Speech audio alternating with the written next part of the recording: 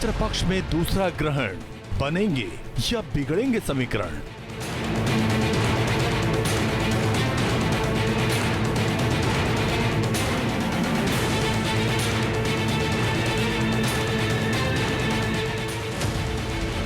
सूर्य और शनि के बीच समसप्तक योग, कैसा है संयोग?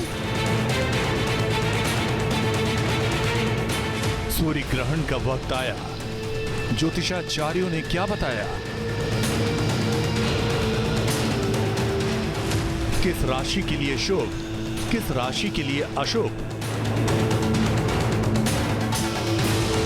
सूर्य ग्रहण के प्रभाव से कैसे बचें, आप क्या करें?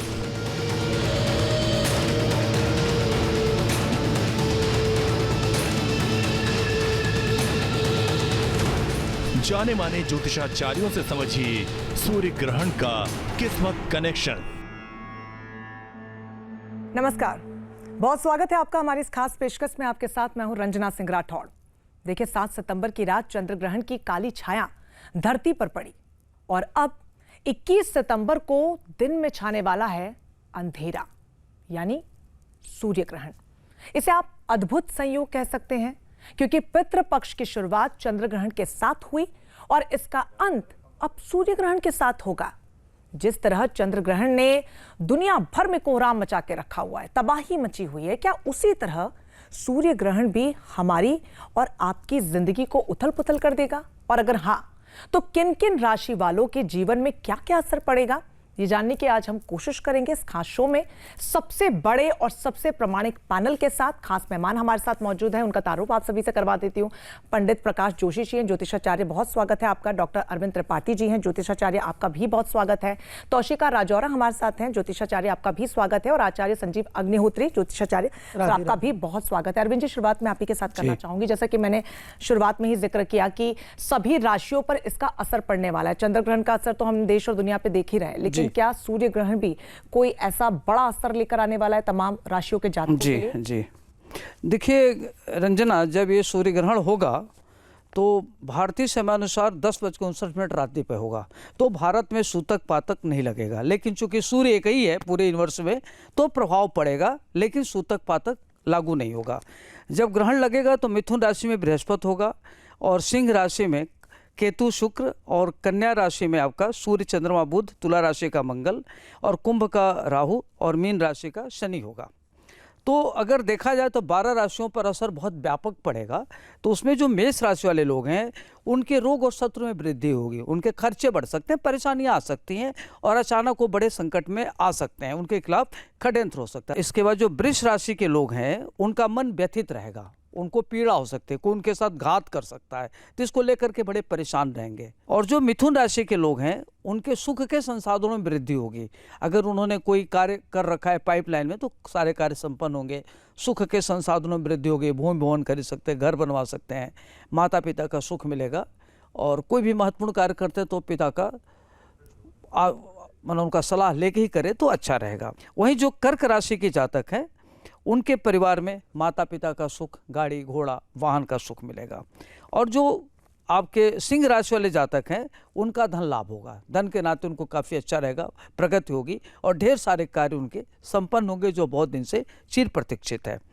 और जो कन्या राशि के जातक हैं, उनका मन व्यथित रहेगा, उद्विग्न रहेंगे, अकारण मन चिंतित रहेगा और वो डिप्रेशन में आ सकते हैं, उनको छोटी छोटी बात को लेकर इरिटेशन होगा।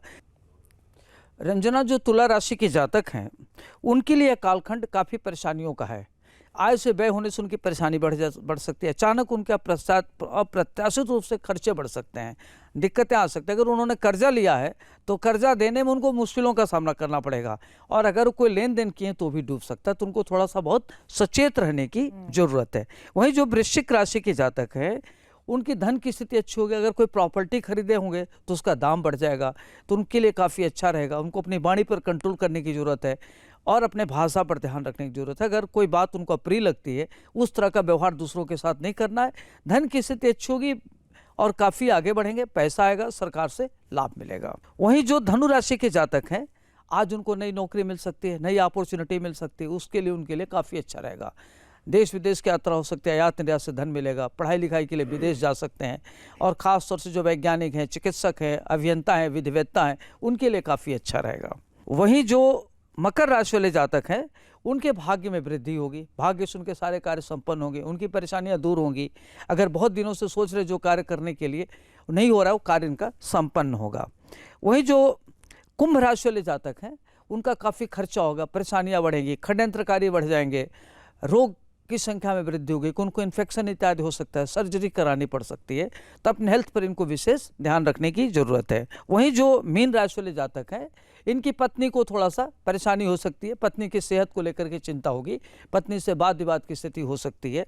अगर साझेदारी में व्यापार करते हैं तो व्यापारिक जो संबंध है उसमें धोखा मिल सकता है, पैसा उनका डूब सकता है, व्यापार की स्थिति खराब हो सकती है, तो सोच समझ करके व्यापार करने की जरूरत है। और देखा जाए रंजना तो मिथुन, कर्क, सिंह, वृश्चिक, धनु, मकर 6 राशि के लिए अच्छा है, और वहीं मेष, वृष, कन्या, तुला, कुंभ, मीन राशि वालों के लिए खराब फल देने वाला है। बिल्कुल, तमाम राशियों को बहुत ही विस्तार से पंडित जी इन्होंने बताया। आगे बढ़ूं और अन्य राशियां आपसे लूं, लेकिन मैं आपसे समझना चाहूंगी पंडित प्रकाश जी, जिस तरीके से चंद्र ग्रहण पर भी आप लोगों ने कई भविष्यवाणियां की थी और कहीं ना कहीं वो सच भी साबित होती हुई नजर आ रही है, जहां पर विश्व स्तर पर उथल पुथल का आपने जिक्र किया था और जो हमने नेपाल और फ्रांस में हाल देखा, और आपने प्राकृतिक आपदाओं को लेकर भी बोला हुआ है, जहां पर रूस में भूकंप आया है और उसके बाद सुनामी की भी चेतावनी अब जारी की गई है। तो इसे कैसे देख रहे हैं, मतलब सूर्य ग्रहण क्या कोई और बड़ा खतरा लेकर आने वाला है? देखिए, जो सूर्य ग्रहण है, बहुत अच्छा आपने प्रश्न पूछा, और ये जो सूर्य ग्रहण है कन्या राशि के अंदर बन रहा है। कन्या राशि के अंदर सूर्य, चंद्रमा और बुध 3 ग्रह बैठे हैं। शनिदेव ठीक उसके उलट बैठे हैं, सूर्य और शनि का समसप्तक भी बन रहा है। तो ये जो ग्रहण है वैसे तो लगा हुआ है ऑस्ट्रेलिया के अंदर, फिजी के अंदर, न्यूजीलैंड के अंदर, इसका प्रभाव है भारत में दिखेगा नहीं क्योंकि ये रात में होगा। तो कहीं ना कहीं देखा जाए तो इसका जो प्रभाव है पाकिस्तान पे, तुर्की के अंदर, वेस्ट इंडीज़ के अंदर, अफ्रीका के अंदर, मुस्लिम कंट्रियों के अंदर, क्योंकि सूर्य शनि की जब भी युति बनती है ग्रहण में तो सत्ता को परिवर्तन कर देती है। तो अभी आपको कुछ दिनों में सत्ता परिवर्तन की इन देशों प्रदेशों आप ये कह रहे हैं कि पाकिस्तान के लिए भी मामला टाइट है? हाँ, अब मामला टाइट हो गया क्योंकि सूर्य और शनि की युति बन गई है, खप्पर योग वैसे ही चल रहा है। पाकिस्तान का हो सकता है। हाँ, पाकिस्तान या मुस्लिम कंट्री में दिक्कत है, वेस्ट इंडीज भी इसके अंदर आ जाती है, इसके अंदर फिजी भी आ जाती है, लेकिन ज़्यादा चांसेस पाकिस्तान और मुस्लिम कंट्री के कि यहाँ आपको सत्ता परिवर्तन नेपाल की तरह सुनने को और देखने को मिलेगा। कब तक देखने को राष्ट्रपति शासन भी लग सकता है। आप कर रहे हैं, ये कब तक देखने को मिल सकता है? ये कोई भी सूर्य ग्रहण हो, चंद्र ग्रहण हो, उसका जो परिवर्तन होता है अधिक से अधिक देखा जाए तो 40 दिन के अंदर अंदर हो जाता है, शीघ्र अति शीघ्र हो जाता है। वैसे तो 1 हफ्ते के अंदर ही हमने ज़्यादातर जो भविष्यवाणियां करी हैं चंद्र ग्रहण में, वो 1 हफ्ते के अंदर हो गई हैं, लेकिन मिनिमम मैक्सिमम से मैक्सिमम 40 से 45 दिन के अंदर ये आपको सुनने को मिलेगा। पंडित जी, एक सवाल छोटा सा लो, उसके बाद मैं संजीव जी आपके पास आऊंगी। अब चूंकि बहुत से ऐसे क्षेत्र हैं जहां पर पाकिस्तान को मदद की आवश्यकता है, लेकिन सत्ता परिवर्तन तो बहुत बड़ी बात है, कोई उपाय आप दे जाएंगे पाकिस्तान को कि कर लें तो ठीक हो जाए मामला शहबाज सरकार के लिए? देखिए, इसमें तो कहा जाता है जन्म पत्रिका हर कोई बाचे, कर्म ना बाचे कोई। भाई आपके जो कर्म होंगे उस हिसाब से आपको फल मिलेंगे, और पाकिस्तान के लिए मतलब पाकिस्तान की नैया डूबनी तय है, वो नहीं बच पाएगा। संजीव जी, अभी पंडित जी ने तमाम राशियों के बारे में एक एक करके जिक्र किया, मैं आपसे ये जानना चाहूंगी कि सबसे ज्यादा अगर राशियों को डरने की जरूरत है वो कौन से राशि के जातक होंगे?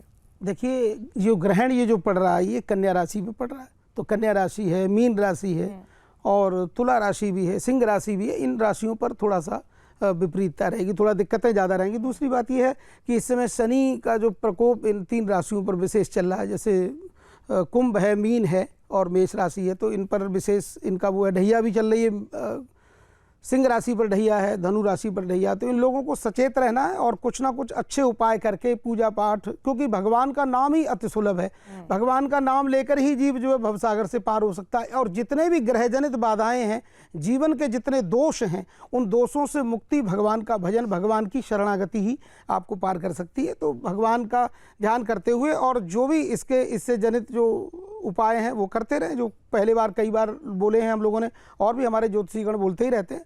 तो ये उपाय करने से आपको निजात मिल सकती है, क्योंकि दिक्कतें तो ही हैं। और अभी आपने नेपाल में देखा किस तरह की उथल पुथल हुई, ये ग्रहण का ही कारण है। ये सूर्य ग्रहण पड़ना, चंद्र ग्रहण पड़ना, वो भी 15 दिन के अंदर पड़ना, ये एक बहुत बड़ी भयावह अवस्था है देश में और विदेशों में। तो इस तरह से, और रही बात पाकिस्तान, तो पाकिस्तान के तो कर्म ही अच्छे नहीं, अभी आचार्य जी ने कहा, क्योंकि कर्म से कर्मणा जायते जंतुर कर्मणैव विलीयते, सुखम दुखम भयम क्षेमम कर्मणैव विपद्यते। जी, कर्म के द्वारा जीव को सुख मिलता है और कर्म के द्वारा ही जीव को दुख मिलता है। कर्म ही आपका श्रेष्ठ होना चाहिए। अगर कर्म श्रेष्ठ है तो ये ग्रह भी आपको पीड़ा देना बंद कर देते हैं। बिल्कुल। तोशिका, मैं आपसे यही समझना चाहूंगी, जो बाकी 12 राशियों के जातक है और जैसा कि पंडित संजीव जी भी कह रहे हैं कि कर्म करना चाहिए, तो लोग अपने स्तर पर दान पुण्य तमाम चीजें करते हैं, लेकिन वो इम्पैक्ट जो देखने को मिलता है आपकी कैलकुलेशन के हिसाब से, ये जो 12 राशियों के जातक है उनके लिए सूर्य ग्रहण क्या लेकर आने वाला है? देखिए, इन 12 राशियों के बारे में अगर बात करें, मैं एक एक करके यहाँ पे बताऊंगी, लेकिन सबसे पहले मैं एक चीज़ यहाँ पे मेंशन करना चाहूँगी, क्योंकि सूतक नहीं लग रहा है, क्योंकि ग्रहण जो है पूर्णतः से भारत में नहीं दिखने वाला, वेस्टर्न कंट्रीज़ में ज़्यादा दिखने वाला है, तो ये इसमें सूतक के जो नियम है फॉलो नहीं किए जाएंगे। लेकिन उसके बाद भी अगर आप ज्ञान यज्ञ, तप, हवन इत्यादि अपनी साधना करते हैं तो बहुत ही प्रबल समय रहेगा। राशियों के बारे में बात करें तो सबसे पहले मेष राशि के बारे में बात करूं तो आपके छठे घर में जो है इसका गोचर हो रहा है इस ग्रहण का। ऐसी स्थिति में हो सकता है कि आपका ऋण बढ़ जाए, आपके खर्चे बढ़ते हुए नजर आ रहे हैं, शत्रु आपको परेशान करेंगे, लेकिन अंततः जीत आप ही की होती हुई नजर आ रही है। वहीं पे टॉरस यानी वृषभ राशि वालों के लिए बात करूं तो वृषभ राशि वालों को एजुकेशन में कुछ बाधा आ सकती है। हो सकता है आपको डिफिकल्टी आए, कोई भी कोर्स, कोई भी चीज़ आप पूरा करना चाहते हैं उसमें ब्रेक आ सकता है, लेकिन लव से संबंधित चीज़ों में थर्ड पार्टी इन्वॉल्वमेंट से बचे रहिए और कोशिश कीजिए आप अपने रिश्तों को जोड़ कर रखें। वहीं पे जेमिनाई वालों के लिए बात करूं तो घर से संबंधित कोई भी सुख, वाहन आपको मिल सकता है। घर में कोई न्यू कंस्ट्रक्शन के योग बनते हुए नजर आ रहे हैं, घर में कोई रेनोवेशन अगर आप कराना चाहते हैं या कुछ एडिशन करना चाहते हैं तो आपके लिए समय जो है मीडियोकर रहेगा, आप बिल्कुल कर सकते हैं। कर्क राशि वालों के लिए बात करूं तो आपके थर्ड हाउस में ये जो गोचर है ये यहाँ पे लग रहा है। आपको अपनी वाणी पे बहुत ज़्यादा कंट्रोल करना है। जितने भी लोग इलेक्ट्रॉनिक इंडस्ट्री या मीडिया है, टेक्निकल फील्ड से रिलेटेड है, उन लोगों के लिए जो समय है थोड़ा सा क्रिटिकल जाने वाला है, क्योंकि टेक्निकल ग्लिच आ सकता है उनके कामों में। तो चीज़ों को बहुत सतर्कता से अगर आप करते हैं तो आपको काफ़ी ज़्यादा लाभ होगा। लियोस के बारे में बात करते हैं, सिंह राशि वालों, तो आपके मान सम्मान में दिक्कत आ सकती है। कुटुंब यानी घर में कोई वाद विवाद हो सकता है, कोई कोर्ट कचहरी का मामला भी सामने आ सकता है। तो अपनी सूझबूझ और समझ से अगर आप चीज़ों को बैलेंस करेंगे तो डेफिनेटली आप इससे निकलते हुए नजर आ जाएंगे अगले 40 दिनों में। वहीं पे वर्गोस की बात करें तो आप ही की राशि में जो है ये सूर्य ग्रहण का गोचर हो रहा है। ऐसी स्थिति में आपको बहुत ज़्यादा अपनी सेहत का जो है इस समय पे ध्यान रखना है। कोई भी लीगल पेपर, लीगल डॉक्यूमेंट्स पे आपको अभी साइन नहीं करना है। कोशिश कीजिए कि आप ये 40 डेज़ का जो लगभग 30 to 40 डेज़ का ये जो पीरियड है, इसमें आप कोई भी पैसों का लेन देन अगर करने से बचें तो आपके लिए अच्छा रहेगा। लेकिन एक बहुत अच्छी खुशखबरी है, प्यार आपको ज़रूर मिलता हुआ नजर आ रहा है, पार्टनर का सपोर्ट आपको अवश्य मिलेगा। तुला राशि की बात करूं तो खर्चे जो है वो अधिक हो सकते हैं। एजुकेशन पे और हॉस्पिटलाइजेशन पे खर्चा होता हुआ मुझे नजर आ रहा है। तो अपनी रिपोर्ट्स को, अपनी चीज़ों को आप कैलकुलेटिवली अगर रखेंगे, चीज़ों को जांच परख के अगर आप आगे चलेंगे तो बहुत अच्छा रहेगा। लेकिन एक अच्छी बात यहाँ पे तुला राशि वालों के साथ ये है कि एब्रॉड ट्रैवल, फॉरेन ट्रैवल अगर बहुत लंबे समय से करना चाह रहे थे, वीज़ा नहीं लग रहा था, तो वो लगने की संभावना है। वृश्चिक राशि के लिए बात करूं तो आपके लिए बहुत अच्छा समय रहने वाला है वृश्चिक राशि वालों, क्योंकि आपके 11वें भाव में जो है ये गोचर हो रहा है और ऐसी स्थिति में आपको प्रॉपर्टी से संबंधित फायदा होता हुआ नजर आ रहा है। आपके प्रॉपर्टी के दाम जो है वो बढ़ जाएंगे। अगर प्रॉपर्टी लेना चाह रहे हैं तो खुद का घर हो जाएगा। आपको किसी भी टेक्निकल स्टॉक मार्केट में आपको फायदा होगा। कोई ना कोई सरप्राइजिंग फाइनेंशियल फायदा होता हुआ आपको नजर आ रहा है, जो आपने पास्ट में किया था लेकिन जिसका रिजल्ट आपको पॉजिटिव अभी मिलने वाला है। लेकिन वृश्चिक राशि वालों, अपने संतान की सेहत का आपको बहुत ज़्यादा ध्यान रखना है। आप चीज़ों को लाइटली ज़रूर ले रहे हैं पर चीज़ें उतनी लाइट नहीं है। वहीं पे अगर बात करते हैं अगली राशि के बारे में, सैजिटेरियंस, धनु राशि के बारे में अगर बात करूं तो आपको अपने पिता की सेहत का यहाँ पे बहुत ज़्यादा ध्यान रखना है। साथ के साथ आपको कोशिश करनी है कि कोई भी, अगर आप जॉब चेंज करना चाहते हैं, करियर में कुछ न्यू एडिशन करना चाहते हैं, तो इस समय पे आपको थोड़ा सा रुकना चाहिए। इस समय पे जितना ज़्यादा आप नॉलेज गेन करेंगे, जितना ज़्यादा आप प्लानिंग करेंगे, स्ट्रैटेजीज बनाएंगे, अगले 1 महीने में आपको वो चीज़ें काफ़ी ज़्यादा लाभ देती हुई नज़र आ रही है। कोशिश करें कि जितना ज़्यादा आप इस समय पर दान करें, आपके लिए बहुत फायदेमंद यहाँ पे रहने वाला है। वहीं पर बात करें कैप्रिकॉर्न्स की यानी मकर राशि वालों के लिए एक अच्छा समय है। भाग्य जो है वो परिवर्तित होने वाला है पॉजिटिव तरीके से। भाग्य आपका साथ देगा। अगर आपकी शादी के बारे में आप सोच रहे हैं तो शादी के काफ़ी अच्छे योग बन रहे हैं। अब तक जो अपॉर्चुनिटीज़ आपके हाथ से निकलती जा रही थी, आप देखेंगे यहाँ पे मकर राशि वालों कि वो अपॉर्चुनिटीज़ आपके टुवर्ड्स आती हुई नजर आ रही है।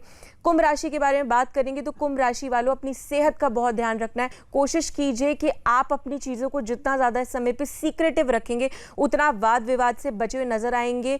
शत्रु जो हैं वो आपके ऊपर हावी हो सकते हैं, इस समय पे ध्यान दीजिए और गुरु की ब्लेसिंग्स लेना आपके लिए बहुत ज़रूरी है। आखिरी राशि के बारे में बात कर लेते हैं। ये जो सूर्य ग्रहण है मीन राशि वालों, आपके दाम्पत्य जीवन में थोड़ी सी डिफिकल्टी लेके आता हुआ नजर आ रहा है। हो सकता है कि पार्टनर के साथ थोड़ा वाद विवाद बढ़ जाए। आपको कोई भी एग्रीमेंट या कोई भी पार्टनरशिप डीड्स जो हैं उसको बहुत सोच समझ के समय पे साइन करना है। अगर कारोबार को बढ़ाना चाहते हैं तो थोड़ा सा थमने की इस समय पे ज़रूरत है। आपको ध्यान देना है सबसे ज़्यादा अपने पार्टनर की सेहत का, क्योंकि हो सकता है आपकी पर्सनल लाइफ, आपकी इमोशनल और आपकी कहते हैं ना प्रैक्टिकल लाइफ से ज़्यादा डिफिकल्ट आपके लिए साबित हो। तो ये तो विस्तार से तौशिका जी ने, पंडित जी, अरविंद जी बता दिया, लेकिन आप उपाय चूंकि शुरुआत में बता रहे थे, क्योंकि क्या अच्छा क्या बुरा होने वाला ये तो हम जातकों ने जान लिया है, लेकिन अब इसको ठीक कैसे कर सकते हैं अगर कुछ गलत होने वाला है तो? देखिए रंजना, ग्रहण काल को अगर देखा जाए तो उसमें तमाम नेगेटिव एनर्जी आती है, तो हम उसको नकारात्मक ऊर्जा को सकारात्मक ऊर्जा में कैसे कन्वर्ट करें। उसमें होता है कि जब भी ग्रहण काल में आप पूजा करते हैं, जप करते हैं, मंत्रों का जप करते हैं, तो उसमें निश्चित रूप से आपको कई गुणा होकर के फल मिलता है और वो काफ़ी फायदेमंद होता है। ऐसे परिस्थिति में अगर व्यक्ति मंत्र का जप करे, गायत्री उपासना करे, सूर्य आराधना करे, जैसे ओम आदित्याय विद्महे दिवाकराय धीमहि तन्नो सूर्य रुद्रो प्रचोदयात, इस तरह के मंत्र का अगर जप करे तो बहुत बढ़िया रहेगा। ओम घृणी सूर्याय नमः, इस मंत्र का जप करे तो अच्छा रहेगा। ओम नमः शिवाय मंत्र का जप करे, या ओम भूर भुवः स्वः तस्सवितुर्वरेण्यं भर्गो देवस्य धीमहि धियो यो नः प्रचोदयात्, अगर इस मंत्र का जप करता तो उसके लिए बहुत ही अच्छा रहेगा। तो मंत्रों का अगर जप करा जाए तो व्यक्ति की जो निगेटिव एनर्जी उसमें ठीक होगी, पॉजिटिव ऊर्जा आएगा और जो खराब फल देने वाला वो डाइल्यूट हो सकता है। जैसे किसी घटनाओं को तो टाल नहीं सकते, लेकिन पूजा पाठ करके आप उसको थोड़ा डाइल्यूट कर सकते हो, उसकी इंटेंसिटी को कम कर सकते हैं। तो ग्रहण काल में सारे राशि वालों को, जैसे मेष राशि वाले जातक हैं, उनको गेहूं का दान करना चाहिए सूर्य ग्रहण में। सूर्य ग्रहण के बाद जब हो जाए तो उनको गेहूं का दान करें और गाय को रोटी गुड़ जरूर खिलावें। और जो वृष राशि वाले जातक हैं उनको क्या करना चाहिए कि दूध, चावल या आटा दान करें और ओम नमः शिवाय मंत्र का जप करें, उनके लिए अच्छा रहेगा। जो मिथुन राशि वाले जातक हैं उनको हरा मटर दान करना चाहिए, गाय को रोटी गुड़ खिलाना चाहिए, गौशाला में हरा चारा दान करना चाहिए और ओम गंग गणपते नमः इस मंत्र का जप करें तो उनके लिए अच्छा रहेगा। और भगवान श्री गणेश जी को दुर्वा अर्पित करें। जो कर्क राशि वाले जातक हैं उनको ओम सोम सोमाय नमः इस मंत्र का जप करें, भगवान शिव की आराधना करें, उनके लिए अच्छा रहेगा। और चांदी की चंद्रमा गले में धारण करें या छोटे छोटे 7 चांदी के चंद्रमा बनवा लें और किसी बहते हुए जल में प्रवाहित कर दें, उनके लिए अच्छा रहेगा। वहीं जो सिंह राशि वाले जातक हैं उनको क्या करना चाहिए कि गेहूं का दान करना चाहिए, चने का दान करना चाहिए। और वहीं जो कन्या राशि वाले जातक हैं उनको क्या करना चाहिए कि गाय को हरा चारा खिलाना चाहिए।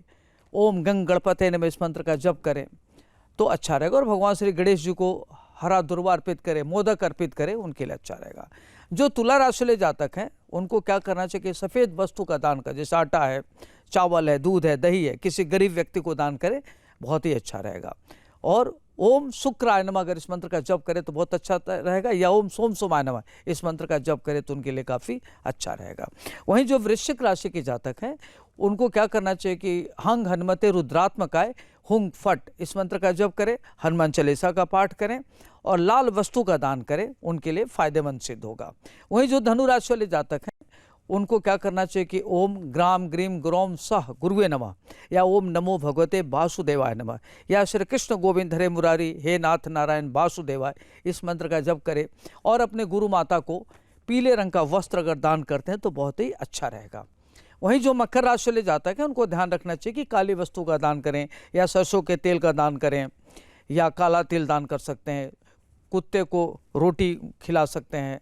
ओम संग सनश्चराय नमः अगर इस मंत्र का जप करें तो उनके लिए काफ़ी अच्छा रहेगा। वहीं जो कुंभ राशि वाले जातक हैं उनको ध्यान रखना चाहिए कि सरसों का तेल दान करें और सरसों का तेल एक कटोरी में ले लें और उसके बाद हवन करें। अगर ग्रहण समाप्त हो जाता है तो हवन करें, बहुत अच्छा रहेगा। और वहीं जो मीन राशि वाले जाता है कि उनको क्या करना चाहिए कि चने की दाल दान करना चाहिए और ओम ग्राम ग्रीम ग्रोम सह गुरुवे नमः श्री कृष्ण गोविंद हरे मुरारी हे नाथ नारायण वासुदेव उनके लिए बहुत अच्छा रहेगा। खास तौर से समस्त राशि वाले अगर चाहें तो उस दिन गायत्री उपासना कर सकते हैं, सूर्य की उपासना कर सकते हैं। चूँकि ग्रहण सूर्य पर हो रहा है, चंद्रमा भी वही है, तो व्यक्ति अगर लाल वस्तु का दान करे तो बहुत ही अच्छा रहेगा, उसके लिए फायदेमंद रहेगा। तीसरी बात का ध्यान रखना है कि अगर किसी की कुंडली में, चूँकि उस दिन सर्वपितृ अमावस्या भी है, अगर किसी की कुंडली में सूर्य राहु या चंद्रमा केतु या चंद्रमा राहु बैठा है तो उसकी कुंडली में ग्रहण दोष आता है। ऐसे परिस्थिति में व्यक्ति को जौ, तिल और गंगा जल मिला करके अपने पूर्वजों को जल अर्पित करना चाहिए। ओम कुल देवोभ्यो नमः, इस मंत्र का जप करते हुए अगर करते हैं तो उनके लिए बहुत ही अच्छा रहेगा। सारे जातक कर सकते हैं, चाहे मेष राशि से लेकर मीन राशि वाले, सबके लिए फायदेमंद सिद्ध होगा।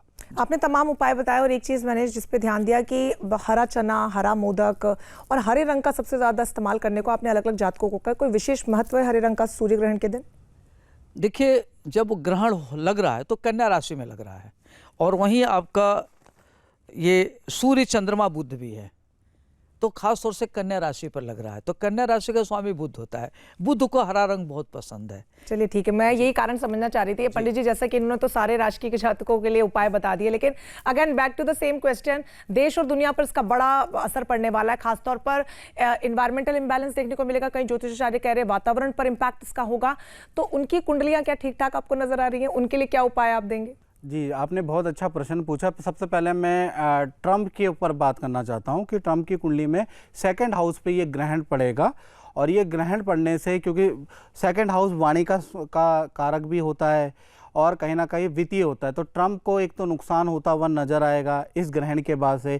ट्रम्प ने जो टैरिफ लगाया है या जो उनकी रणनीतियाँ हैं उससे वो बैक होते हुए नजर आएंगे और बैक भी इनडायरेक्ट वे में कोई ना कोई पॉलिसी लाके भारत के साथ में मैत्री का हाथ बढ़ाते हुए आपको इस तो उन्होंने ग्रहण के बाद नजर आएगा। भी कर दिया है। हाँ? तो अभी से शुरू कर दिया अभी से शुरू कर दिया।